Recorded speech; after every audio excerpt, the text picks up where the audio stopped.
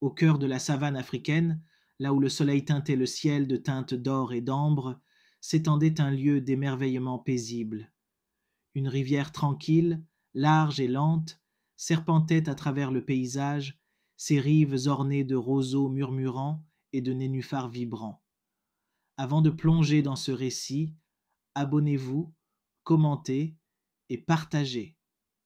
C'était un royaume baigné par la lueur perpétuelle de la fin d'après-midi, niché près de l'ancienne et imposante forêt de baobab.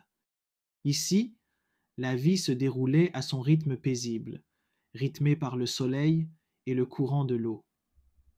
Chaque créature connaissait sa place, et chaque jour apportait de nouvelles histoires sur la rive. C'était un lieu où l'air vibrait du bourdonnement des insectes et des cris lointains des oiseaux exotiques. Parmi les roseaux, une créature d'une curiosité sans bornes avait élu domicile. C'était Kalulu, une grenouille d'un vert remarquable, aux yeux aussi grands et brillants que des émeraudes polies. Sa voix, lorsqu'il choisissait de parler, résonnait comme le bourdonnement profond d'un tambour résonnant sur l'eau. Kalulu possédait un esprit en perpétuelle ébullition, toujours en réflexion, interrogeant sans cesse le monde qui l'entourait.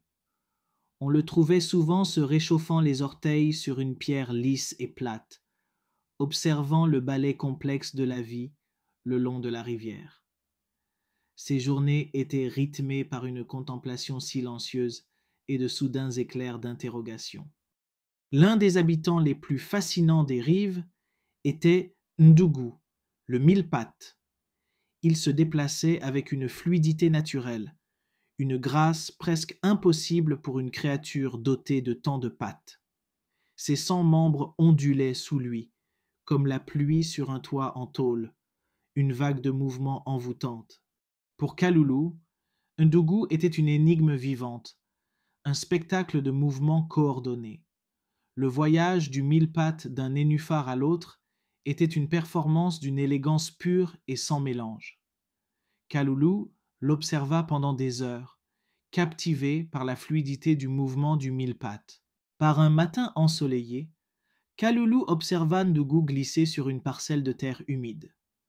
Le mouvement du mille-pattes était fluide, tel un danseur, chaque patte suivant la suivante dans une harmonie rythmique parfaite. Les yeux écarquillés de Kalulu s'écarquillèrent encore d'étonnement. Ndougou, tonna Kalulu, sa voix résonnant légèrement dans l'eau. Comment fais-tu? Comment réussis-tu une telle démonstration de coordination? La grenouille sautilla plus près, la curiosité débordante. Ndugu marqua une pause, ses nombreuses jambes immobiles un instant. Il n'avait jamais considéré sa marche comme quelque chose d'extraordinaire. C'était simplement sa façon de faire, une partie naturelle de son existence. Kalulu, cependant, ne se laissa pas si facilement convaincre. Il commença à bombarder Ndougou de questions, toutes plus complexes les unes que les autres. Tu commences par les pattes avant ou par celles du milieu? Demanda-t-il en inclinant la tête. Est-ce la jambe gauche 27 avant la jambe droite 14, ou alternez-vous selon une séquence spécifique? Insista Kalulu, la voix rauque et interrogative. Comment faites-vous pour éviter qu'il s'en mêle? Il s'interrogea à voix haute sur la complexité de tout cela, sur l'incroyable coordination requise pour autant de membres.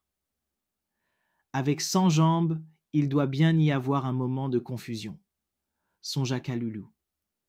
Est-ce qu'on se perd parfois, ou peut-être qu'on décide de prendre une autre direction? Ndougou, qui avait toujours simplement marché, repoussa d'abord les questions de Kalulu d'un haussement d'épaules. Je marche, Kalulu, répondit-il, une pointe de perplexité dans la voix. Ce n'est rien. Une jambe après l'autre, je suppose. Il n'avait jamais réfléchi à ses mouvements, jamais analysé la danse complexe de son propre corps. Marcher était aussi naturel que respirer, un acte inconscient. Mais les questions persistantes de Kalulu commençaient à éroder la compréhension simple de Ndougou. La curiosité insatiable de la grenouille suscita chez le mille-pattes un étrange moment de conscience. Ndougou tenta de se rappeler la séquence exacte de ses pas, tentant de comprendre le mécanisme de sa propre démarche. Il commença à analyser ce qui avait toujours été un mouvement fluide et fluide. Ndougou fit un pas hésitant, puis un autre, l'esprit désormais pleinement absorbé par le processus. Il essaya de sentir quelle jambe bougeait en premier, laquelle suivait, et dans quel ordre précis. Il fit un pas traînant, puis un glissement hésitant, tentant de comprendre l'essence même de son mouvement. Mais alors qu'il commençait à réfléchir à ses pas, ses mouvements autrefois fluides s'affaiblirent. La grâce qui le caractérisait commença à se dissiper, remplacée par une maladresse maladroite. Ses 100 jambes, autrefois une symphonie de mouvements, s'emmêlèrent comme un amas de vignes abandonnées. Il vacillait dangereusement, son long corps oscillant d'un côté à l'autre. Puis, dans une brusque secousse indigne, Ndougou trébucha. Il trébucha en avant, s'effondrant en un tas poussiéreux sur la berge, ses nombreuses jambes battant inutilement dans les airs. Kaloulou, témoin de la détresse soudaine de son ami, s'approcha avec une inquiétude sincère. « Ndougou, ça va ?» tonna-t-il d'une voix plus douce, empreinte d'inquiétude. « Que s'est-il passé? Tu bougeais si bien il y a quelques instants. » Ndougou gémit, un gémissement de profonde lamentation. Il resta étendu là, les membres emmêlés, incapable de se relever. « Je ne peux plus marcher, Kaloulou, » gémit-il d'une voix emplie de désespoir. « Je ne peux plus marcher. » Il réalisa, avec une lucidité bouleversante, que le simple fait de marcher, autrefois si naturel et sans effort, avait été complètement ruiné. Il avait été ruiné par l'acte même de la pensée consciente, par la tentative de disséquer et de comprendre ce qui avait toujours été instinctif. Ndougou était désormais pris au piège d'un cycle d'analyse et de doute.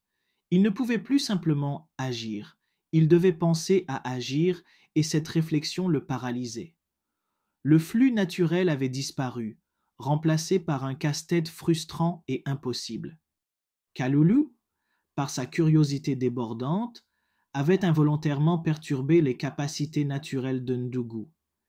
Ces questions, bien qu'innocentes, avaient introduit un poison de conscience de soi qui avait paralysé la grâce innée du mille-pattes. Ce fut une leçon puissante, quoique involontaire pour eux deux.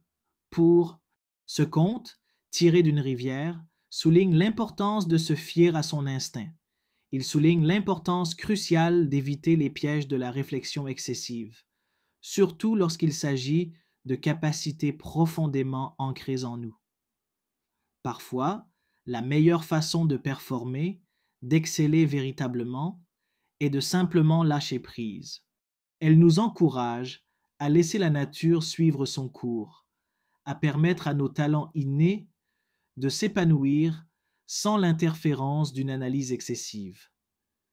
Cette histoire nous rappelle brutalement que trop réfléchir peut entraver même les capacités les plus naturelles, transformant des pas instinctifs et fluides en trébuchements maladroits. Tous les mystères n'ont pas besoin d'être résolus, ni tous les processus décortiqués. Il y a des moments où la beauté réside dans la fluidité, dans la grâce inexplorée de l'être. C'est un rappel à la vie elle-même, quand l'instinct danse, ne le perturbe pas par la pensée. Laissez-vous guider par le rythme, laissez-vous porter par le flux naturel, car, dans la sagesse tranquille des berges, il est clair que certaines choses sont mieux laissées à la danse instinctive et naturelle. N'oubliez pas de vous abonner, de commenter et de partager.